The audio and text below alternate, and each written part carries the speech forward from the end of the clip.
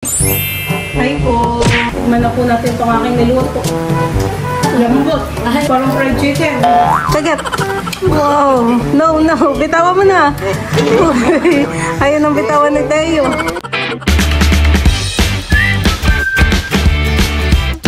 What's up mga kamilot? Welcome back sa aking channel. Sa Days Vlog po ay ako po ngayon ay magluluto po ng crispy chicken feet. Bale, ito na po pala yung ating paa po ng manok.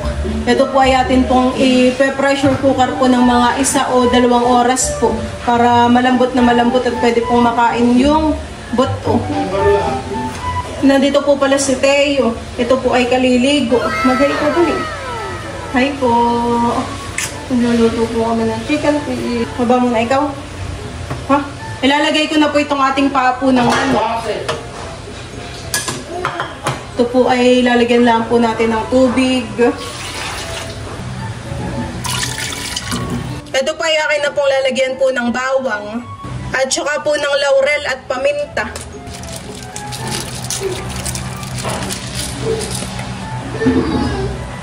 Maglalagay din po tayo ng asin.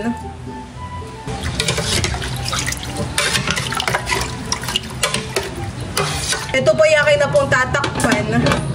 Kapag po ito ay kumulo na ay orasan po natin. Mga 1 hanggang 2 oras po. Ayan po mga kamilot at nasa 1 oras ko na po itong pinapakuluan. Ito naman po ay sumingaw na. Ito po ay akin ang bubuksan. Lamig. Malamig baga. Angit. Didihan. Ni Teo. No. Hawak lang. No. Lamig.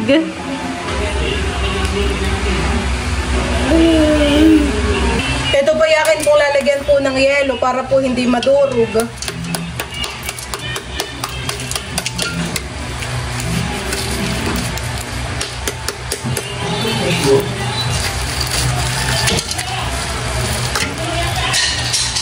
Ako naman po ngayon ay magtitimpla na po ng ating harina. Bali, maglalagay lang po ako ng crispy fry. Ito po yung akin na pong hahaluin.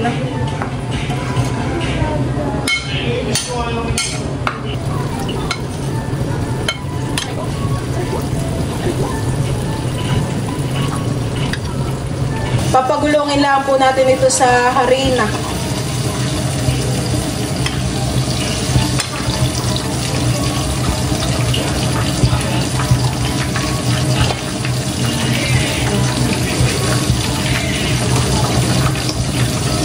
Mga kamilot, at akin na pong isasalang po itong mga paa po ng manok.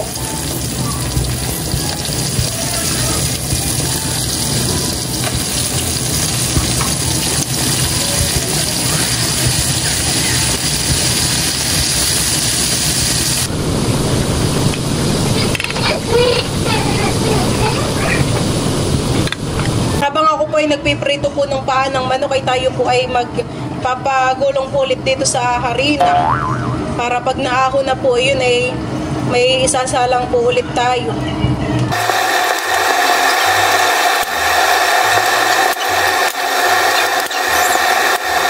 Akin na pong aahonin po itong ating chicken feet at ito po ay luto na.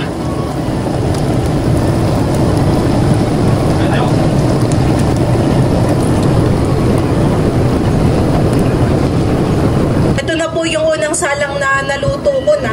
Tayo po ay magpiprito lang ulit. Lalagay ko na po itong mga paa ng manok.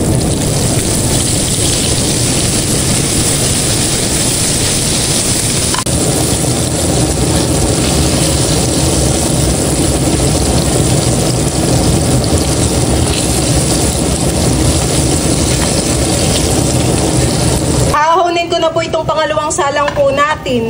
At ito po ay luto na din.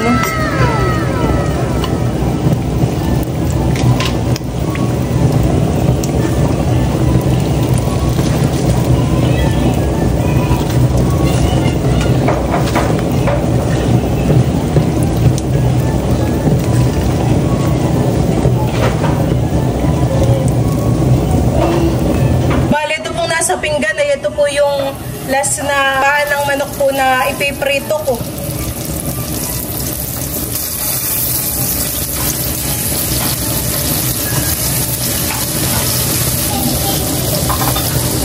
mga kamilot at bali, ihahayin na po ni Mama ito pong aking mga naluto po na crispy chicken feet.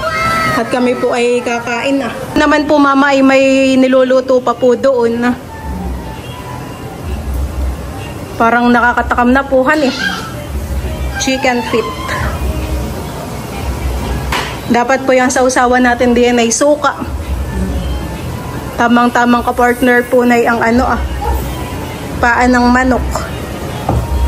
Si Mama din po pala ay nagprito po ng talong. Saka may tuyo.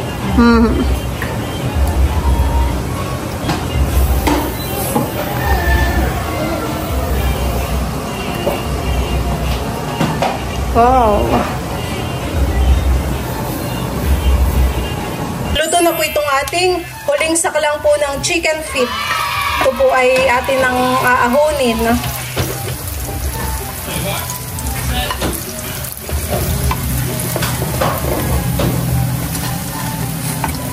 Wala tayong kamatis. Saka natin kamatis. Ayan po mga kamilot at bali, si Mama po ay nakahayin na po dito. Bali, ito na po yung aking nilutong chicken feet. Tayo din po dito ay meron pong sausawan na sukang sasa. Ayan po. Meron din po tayong pritong talong at tuyo. Kain na. Kain po tayo.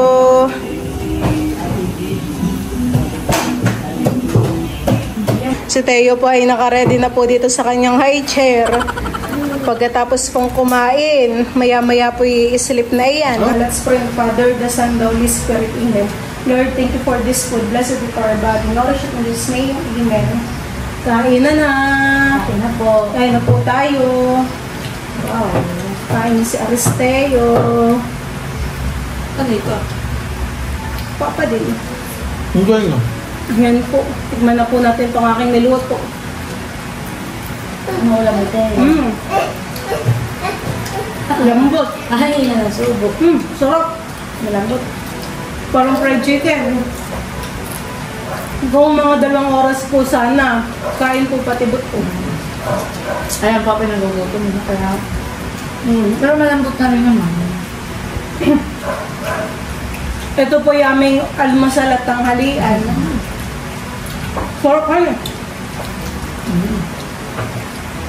Itong mga 2 oras nga pala nilutan, kain ng buto. Ano yun? Aba,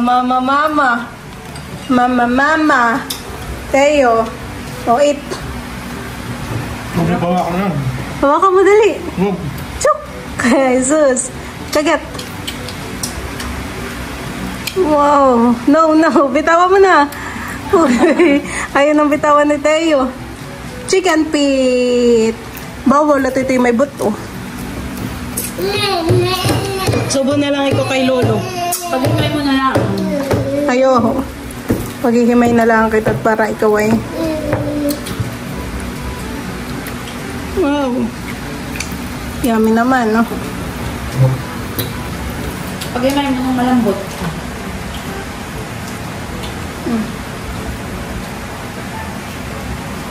Ano po ma'am, lasa? Lasang fried chicken. Ano kung fried chicken na? Si Teo po ay busog na at marami na din pong nakain. Kaya po yung masarap papakinhan eh. Kami ko may ulam bigli kong tuyo. Kuha nung kung birthday ni Nini, nung kinaumagahan. Ay, ikaw po yung parang mga nasabikhan. Nasabik po kami sa tuyo ay ako pinagpabili ng tuyo at tinapakay-bossing na kami. Parang binlag mo yun. Hindi ko pa nga po na-upload. Pwede ko naman po yung dulsungan. Pwede mo yun sa bandang dulo ng balag mo. Mga nasabik po sa tuyo, tinapa. Yun naman aking lechon paksiw. Ayun po yung hapon pa yun. Anong pagkagising po namin ng birthday ni Kim, ay digap mga puyat na tayo nun, Basta na po kami sa, tapos ay kinabukasan pagkagising po namin. Ayun, bumili po si Bossing ng tuyo at pinapa. Kaya yung pong ibang natirang tuyo, pinarito ko po kami. Nahingi pa.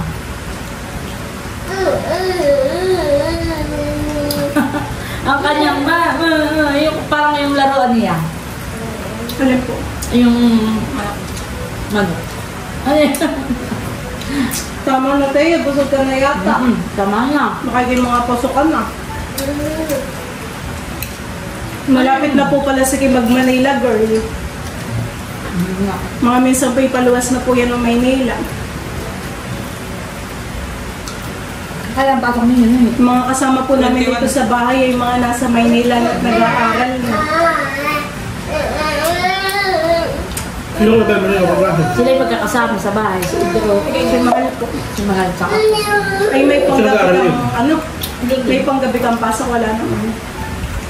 Hanggang ka na siya eh. Ano ang wala mong pasok? Meron. Tsaka linggo? Sabado. Sabado. Linggo. Linggo. Mama, yung mismong luto ni Mama. Pakaluto ng auto. Kayo kami naman yan ay puro Hindi mo ka-apply pa. Kayo naman doon ang magluluto ng mga kuya. Pwede kayong mag-ano Chicken Joy. Mag-vlog ka din eh. Makinasal. Luto na lang kayo pag kakayo yung digis eh. Magpapadala si Mama ng bigas. Ulam. Anong ulam? Kung malaki-laki na si Tayo, kami gagala doon at kami maglilimang araw. Pero pwede na naman po yan. Malaki na. Mga baby, Pagka ginagawa yung mga walang pasok, kami gagala. Ano yung Mama? Ano yung kinakain yun? Niningitian ka lang po ni Tayo. Tayo pa, papatulungin ko na. Chicken. Ano yung Tama mahal ko? mo pa po, Tayo. Tama na po sa'yo. Nagpapabuhat ko sa iyo. Nagpapabat ko sa iyo. Adult ang kamay. Buhatin mo na, magugas ka na ng kamay. Tapos naman po ang pipino, Titikman po namin ngayon yung cake po ni Kim. Chocolate pala yan, han eh.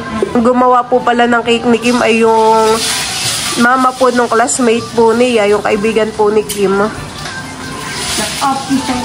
Yan guys, bali kagabi po ay marami pa tayong natirang mga ulam. Pero yun po ay pinasilid ko muna sa rep. Mamayang hapon na lang natin. At tayo po ay May salo-salo po. Salo-salo po. Ngayong umaga po muna ay ako po'y nagluluto ngayon ng pritong tuyo at tinapa. Parang ako po'y nag-grade bigla sa tuyo at tinapa. At meron din po tayong pipino at kamatis para naman. Amoy pala ay talaga namang bango ako. Akala ko po mama ay hindi ka nag-crave at wala nung pambiling ulam. Wala na po pambili ng ulam. Naihanda na ni Kim. Si Kim po ang may pera ngayon. Ako'y wala.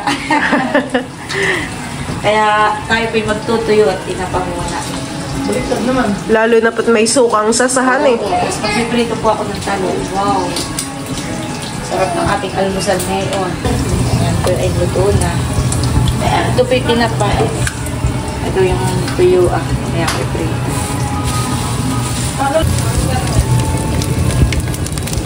Nakakamiss nga po ang ganay ang ulaman eh. Oo. The best po ang ulam na tinapa at tuyo with kamatis. At itim.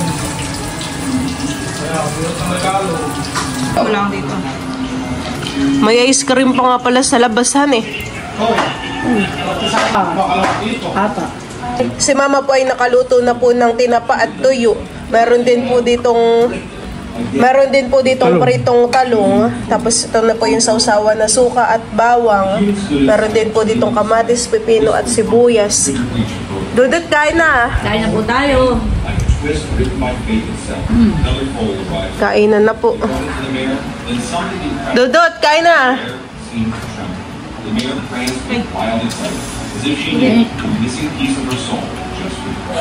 Nagkapiyata sa dito.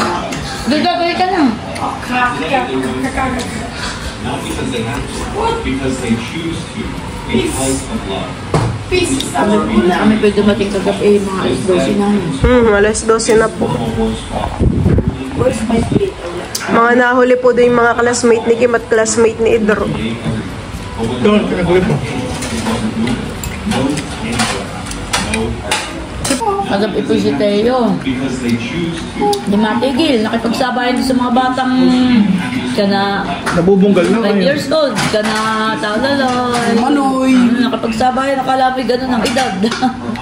Pag nahiga sila sa side, ba nahiga din?